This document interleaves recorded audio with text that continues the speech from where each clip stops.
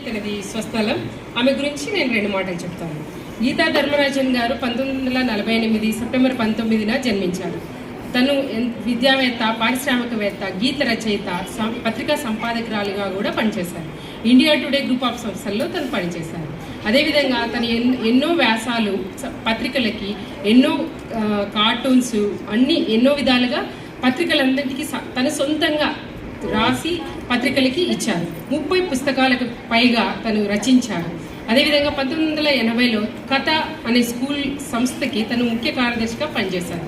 అలాగే ఆమెకు బాలిక విద్య పట్ల ఎంతో తను కృషి చేయాలని, ఇంకా మూలాల్లోకి వెళ్ళి బాలిక విద్యను బలోపేతం చేయాలని 1990లో ఢిల్లీలోని గోవింద్పురి కాలనీలో కథ ల్యాబ్ అనే ఒక స్కూల్ని ప్రారంభించారు. అప్పుడు అక్కడ ఢిల్లీలో కేవలం 7% మాత్రమే బాలికా విద్య ఉండేది.